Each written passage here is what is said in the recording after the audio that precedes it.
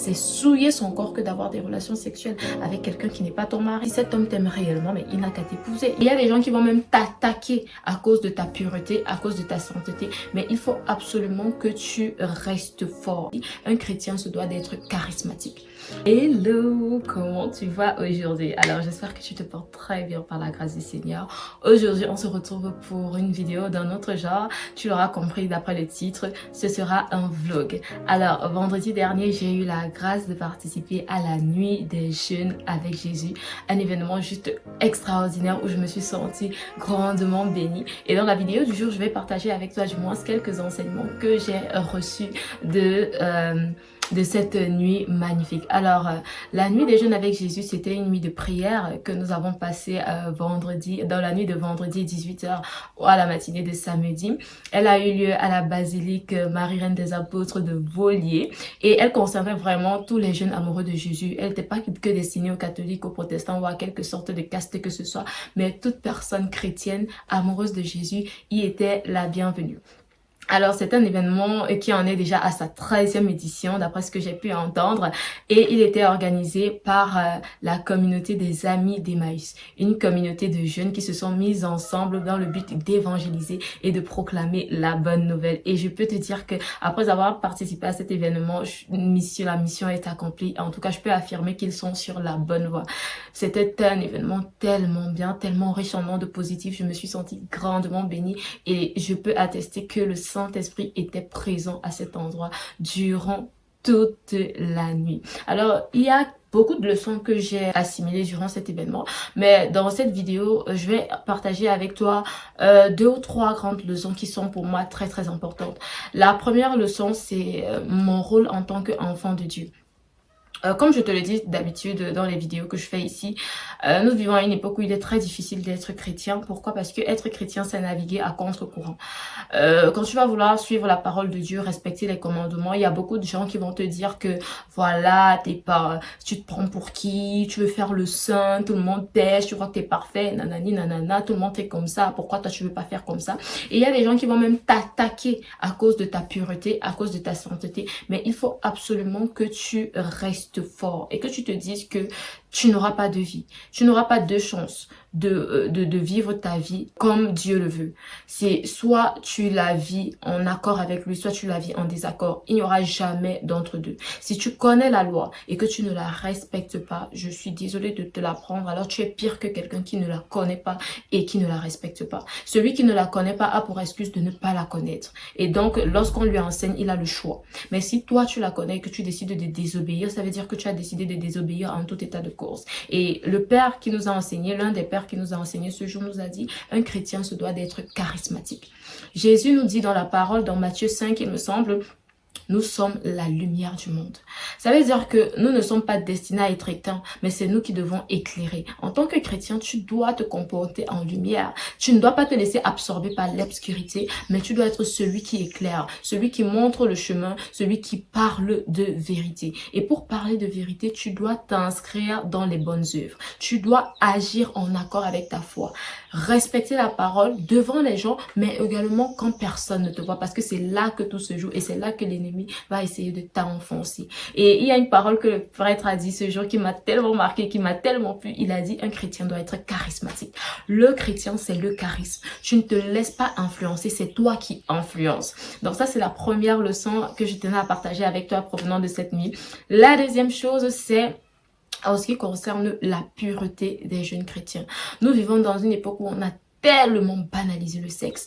Pour moi qui vis au Cameroun, il y a quelque chose qui est devenu carrément normal, c'est le concubinage. Et je dois avouer que moi également, j'ai été là-dedans pendant une période. C'est vrai que ça n'a pas duré énormément de temps parce que j'étais tellement mal à l'aise à l'intérieur que j'ai dit c'est hors de question que je reste en concubinage avec quelqu'un qui n'a même pas encore planifié la date du mariage et j'ai pris la poudre d'un scampette. Mais on vit dans une époque où c'est devenu la norme d'être en concubinage.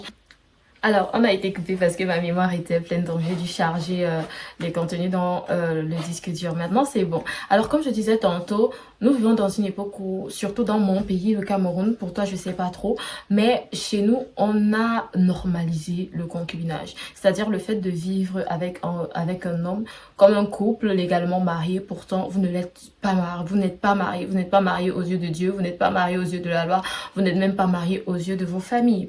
Et c'est une mauvaise chose. Pourquoi? Parce que dans la Bible, c'est bien marqué. Tout m'est permis, mais tout ne m'est pas dû. Tout m'est permis, mais je ne me laisserai dominer par rien.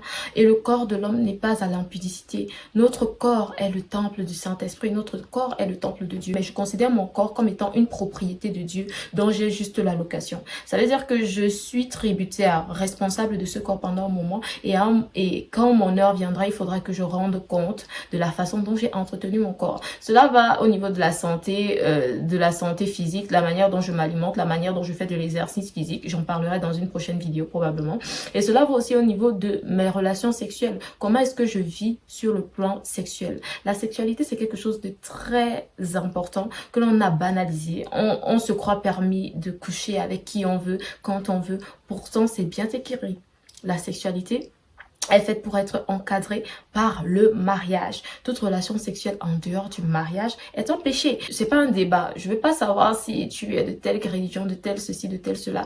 Moi, je parle selon mon prisme, qui est le prisme chrétien, qui est le prisme de Christ. Et je suis en train de te dire, que tu le veuilles ou pas, si aujourd'hui tu as une relation sexuelle et que tu n'es pas marié, tu es en train de vivre dans le péché. Il faut que tu te confesses, il faut que tu te répandes et surtout il faut que tu demandes à Dieu la force de ne plus retomber là-dedans.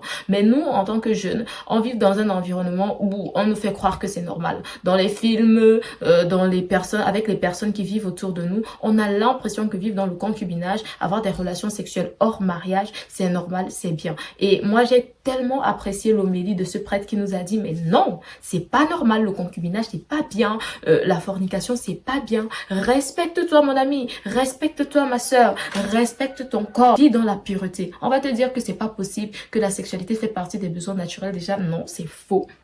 Tu peux vivre sans sexualité. Le sexe a été créé par Dieu dans le cadre du mariage pour pouvoir nous permettre de procréer. Bien sûr, ça doit toujours être accompagné d'un certain plaisir. Sinon, on ne ferait pas d'enfants si c'était désagréable. Mais en dehors du cadre du mariage, c'est un péché. C'est manquer de respect à son corps. C'est souiller son corps que d'avoir des relations sexuelles avec quelqu'un qui n'est pas ton mari. Et moi, j'ai envie de te dire, si tu es une femme aujourd'hui, si cet homme t'aime réellement, mais il n'a qu'à t'épouser. Il n'y a pas de temps à perdre. En fait, quand on a trouvé la femme de sa vie, on l'épouse et on a des relations sexuelles ensuite. Qu'est-ce qu'il y a de vouloir avoir des relations sexuelles avant et l'épouser ensuite? C'est du n'importe quoi. Moi, je te dis, je parle par expérience. Maintenant, si tu veux écouter, tu écoutes. Si tu veux pas écouter, tu n'écoutes pas. Et ce n'est pas que valable pour les femmes, c'est également valable pour les hommes. Quand vous entrez en relation sexuelle avec quelqu'un, il y a un échange énergétique qui se passe. Vous prenez spirituellement, vous recevez spirituellement et vous donnez également spirituellement. Mais est-ce que vous connaissez réellement la personne à qui vous êtes en train de donner? Est-ce que vous connaissez réellement la personne de qui vous êtes en train de recevoir? C'est pareil.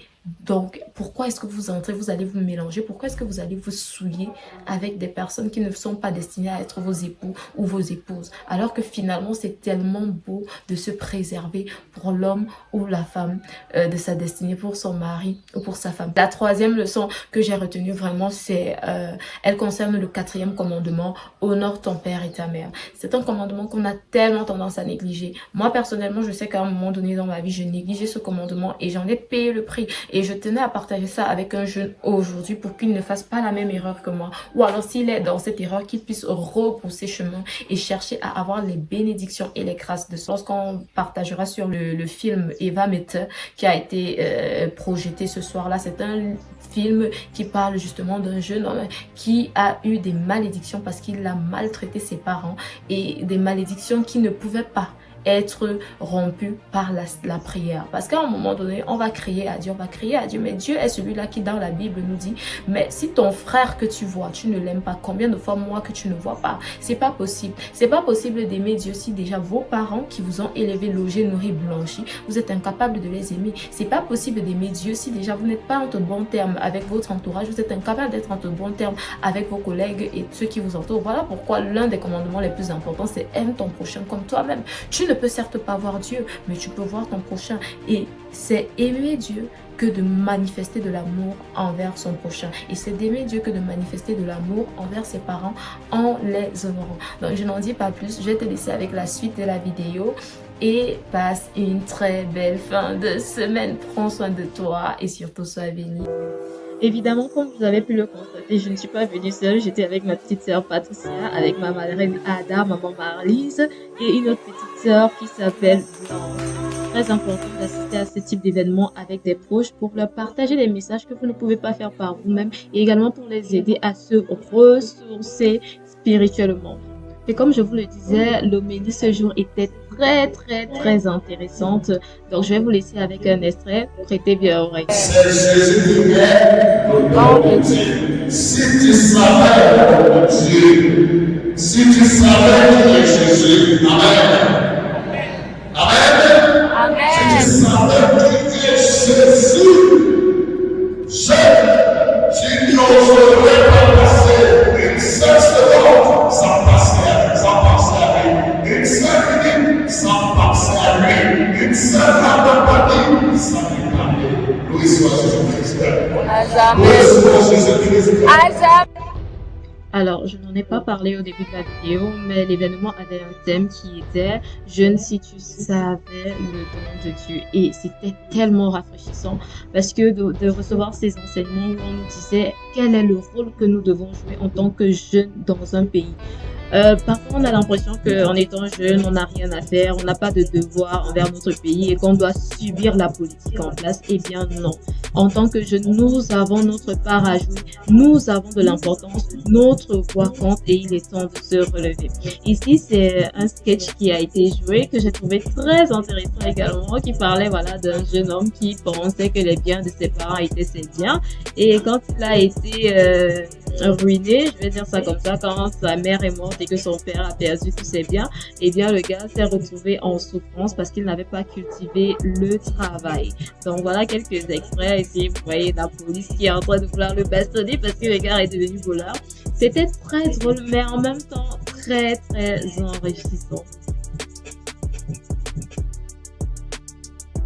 Voilà, j'ai particulièrement aimé la scène de fin où on voit ces jeunes se tenir la main et partager finalement un très beau message sur l'unité et une unité autour de Dieu parce que c'est lui qui nous rassemble et c'est lui qui nous rend plus forts. Jeunesse, appuyons-nous sur Dieu. C'est une très belle prestation en tout cas.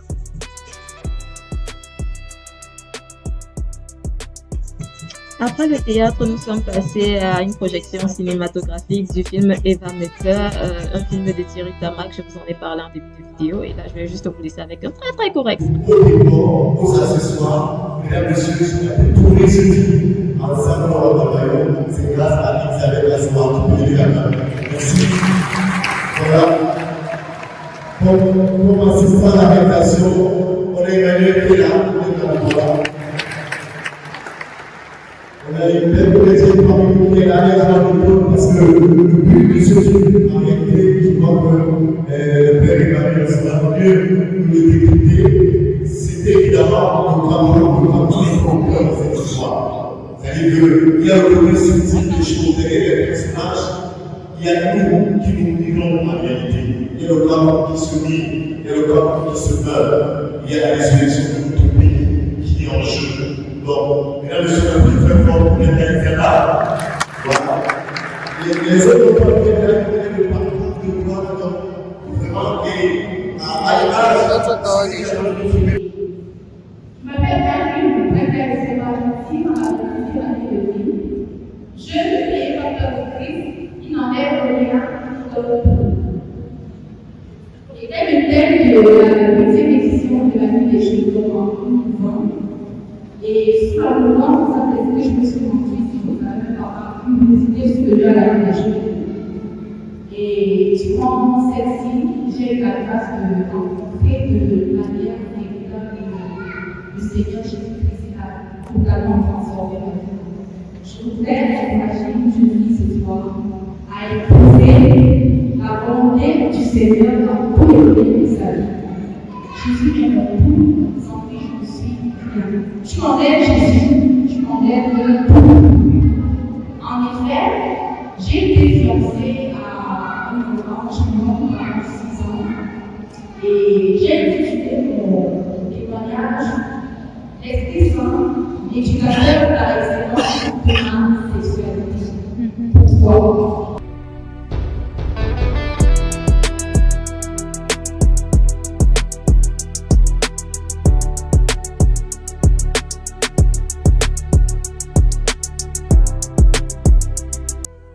Alors là, c'est ma tête à minuit, j'étais déjà claquée et la nuit ne faisait que commencer. Et bizarrement, j'ai repris de l'énergie quand on a commencé à chanter le Saint-Esprit. Et je n'ai pas filmé le moment, bien évidemment, tu t'en doutes, parce que j'étais dans la prière, mais c'était hyper fort de sentir le Saint-Esprit dans la pièce et même de sentir la présence de Jésus. Pour ceux qui étaient là, ils le savent. Donc là, nous sommes en train de partir. Voilà mes sœurs qui se dirigent vers la sortie. On nous a demandé de prendre des tickets avec des messages, des versets bibliques qui nous sont particulièrement destinés. Et le mien était assez intéressant, donc je suis toujours en train d'essayer de le comprendre. Mais sinon, ça fait tellement plaisir de participer à ce type d'événement avec d'autres jeunes et de se rendre compte que, en fait, cet amour que l'on a pour Jésus, nous ne sommes pas seuls à l'avoir. Il y a d'autres personnes qui aiment Jésus, qui sont prêtes à passer toute la nuit pour le louer et ça fait tellement de bien. Écoute, si tu es chrétien, participe à ce type d'événement pour te renforcer spirituellement et pour te faire comprendre que, t'es pas un extraterrestre. On fait tous partie du même corps, on a le même environnement. Bon, là, c'est Patricia et moi en train de rentrer. Voilà un peu le décor que nous avons en rentrant chez nous. C'est magnifique, le brouillard. Comme ça, il était 7h30 du matin. Et puis, on a un Bonjour, ça va bien et toi? Donc, c'est tout pour cette vidéo. On se dit à très bientôt.